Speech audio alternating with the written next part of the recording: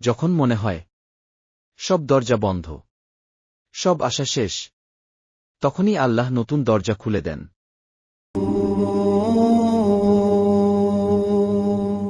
লোকটার নাম ছিল হাসান। সে খুব সাধারণ একজন মানুষ।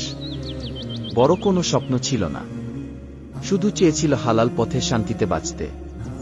কিন্তু একের পর এক পরীক্ষায় পড়তে লাগল। চাকরি চলে গেল, ঋণের বোঝা বাড়ল, পরিবারে অভাব, মানুষ ধীরে ধীরে দূরে সরে গেল।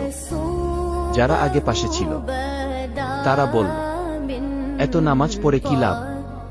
কিন্তু হাসান জানত, মানুষ ছেড়ে যেতে পারে, আল্লাহ না। প্রতিদিন ফজরের নামাজের পর সে শুধু একটাই দোয়া করত, হে আল্লাহ, আপনি ছাড়া আমার কেউ নেই। রাতের শেষ অংশে চোখের পানি নিয়ে সে সেজদায় পড়ে থাকত।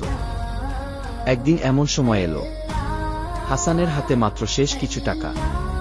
সে ভাবল, আজ না খেয়ে থাকলেও হারাম পথে যাবে না। ঠিক সেই দিন একজন পুরনো পরিচিত ফোন দিল, একটা হালাল কাজের সুযোগ, যে দরজাটা সে কল্পনাও করেনি। আল্লাহ সেখান থেকেই রিজিক পাঠালেন। আল্লাহ যখন সব দরজা বন্ধ করেন, তখন তিনি আমাদের নিজের দিকে টেনে নেন। ধৈর্য ধরুন, নামাজ ছাড়বেন না, দোয়া থামাবেন না, কারণ আল্লাহর পরিকল্পনা আমাদের কল্পনার চেয়েও সুন্দর। হাসানের জীবন ধীরে ধীরে বদলাতে শুরু করল। নতুন কাজটি ছিল কঠিন, কিন্তু হালাল। সে আগের মতো বড় আয় করত না, কিন্তু তার মনে শান্তি ছিল। রাতে ঘুম হতো, নামাজে মন বসত। একদিন সে ভাবল, আগে এত টাকা ছিল, তবুও শান্তি ছিল না।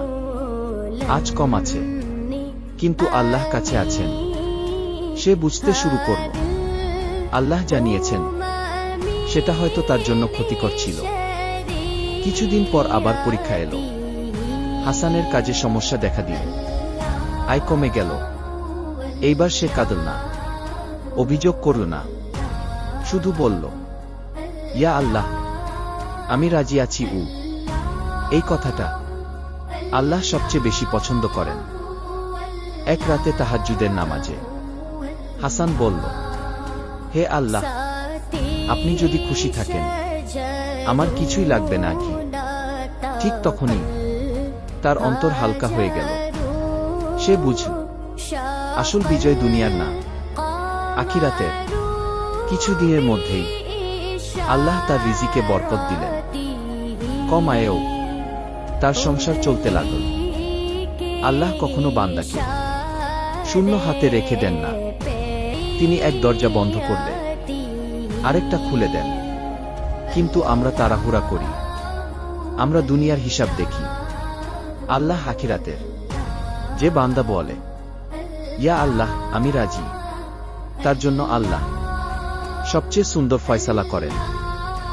আজ হয়তো আপনার জীবনেও সব দরজা বন্ধ মনে হচ্ছে, কিন্তু বিশ্বাস রাখুন, আল্লাহ এখনো কাজ করছেন। নামাজ ছাড়বেন না, দোয়া থামাবেন না, হারাম পথ বেছে নেবেন না, কারণ আল্লাহ জানেন তার চেয়েও উত্তম কিছু দেন। আমিন। এই ভিডিওটি যদি আপনার মনে শান্তি এনে দেয়, একজনের সাথে শেয়ার করুন, আমিন লিখে দোয়া করুন। সাবস্ক্রাইব, ফলো ডেইলি দিন।